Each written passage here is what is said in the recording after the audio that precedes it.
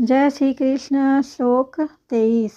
नैनं छिन्दन्ति शस्त्राणि नैनं दहति पावकः न चैनं क्लेदयन्त्यापो न शोषयति मारुतः।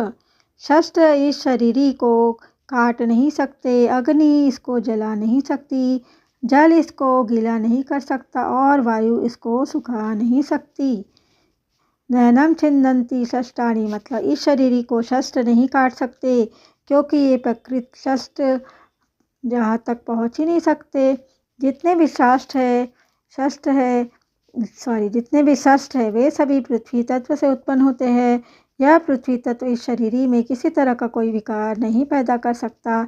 इतना ही नहीं, पृथ्वी तत्व इस शरीर तक पहुँच ही नहीं सकता, फिर विकृति करने की बात तो दूर ही रही।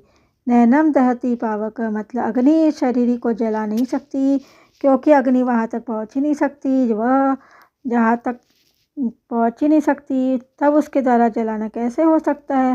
तात्पर्य है कि अग्नि तत्व इस शरीर में कभी किसी तरह का विकार उत्पन्न कर ही नहीं सकती। न चैनम क्लेदयन्त्यापः मतलब जल इसको गीला नहीं कर सकता, क्योंकि जल वहाँ तक पहुँच ही नहीं सकता। तात्पर्य है कि जल तत्व इस शरीर में किसी प्रकार का विकार पैदा नहीं कर सकता। न शोषयति मारुतः मतलब वायु इसको सुखा नहीं सकती, अर्थात वायु में इस शरीर को सुखाने की सामर्थ्य नहीं है, क्योंकि वायु वहाँ तक पहुँचती ही नहीं। तात्पर्य है कि वायु तत्व इस शरीर में किसी प्रकार की विकृति पैदा नहीं कर सकता। पृथ्वी, जल, तेज, वायु और आकाश ये 5 महाभूत कहलाते हैं। भगवान ने इनमें से 4 ही महाभूतों की बात कही है। ये पृथ्वी, जल, तेज और वायु इस शरीर में किसी तरह की विकृति नहीं कर सकते, परंतु 5वें महाभूत आकाश की कोई चर्चा ही नहीं की है।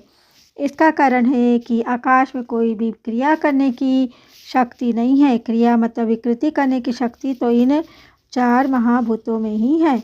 आकाश तो इन सबको अवकाश मात्र देता है। पृथ्वी, जल, तेज और वायु ये चारों तत्व आकाश से ही उत्पन्न होते हैं, पर वे अपने कारणभूत आकाश में भी किसी तरह का विकार पैदा नहीं कर सकते। अर्थात पृथ्वी आकाश का छेदन नहीं कर सकती, जल गीला नहीं कर सकता, अग्नि जला नहीं सकती और वायु सुखा नहीं सकती।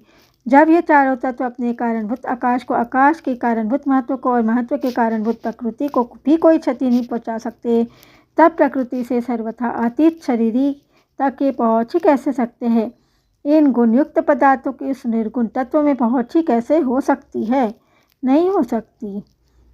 शरीरी नित्य तत्व है। पृथ्वी आदि चारों तत्वों को इसी से सत्ता स्फूर्ति मिलती है, अतः जिससे इन तत्वों की सत्ता स्फूर्ति मिलती है उसको ये कैसे विकृत कर सकते हैं। यह शरीरी सर्वव्यापक है और पृथ्वी आदि चारों तत्व व्याप्त है, अर्थात शरीर के अंतर्गत है। अतः व्याप्य वस्तु व्यापक को कैसे नुकसान पहुंचा सकती है, उसको नुकसान पहुंचाना संभव ही नहीं है। यहाँ युद्ध का प्रसंग है, ये संबंधी मर जाएंगे, इस बात को लेकर अर्जुन शोक कर रहे हैं।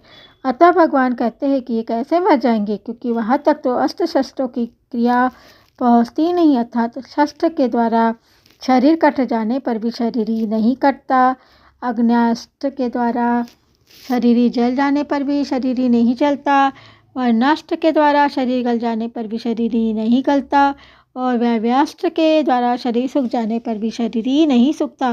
तात्पर्य है कि अस्त्र शस्त्रों के द्वारा शरीर मर जाने पर भी यह शरीर मतलब आत्मा नहीं मरती, प्रत्यु जो का त्यो निर्विकार रहती। अतः इसको लेकर शोक करना तेरी बिल्कुल ही बेसमझी है।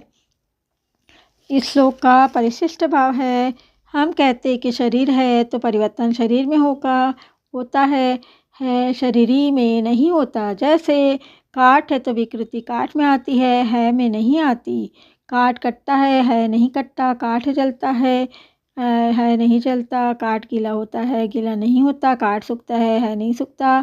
काठ कभी एक रूप रहता ही नहीं और जो है कभी अनेक रूप होता ही नहीं।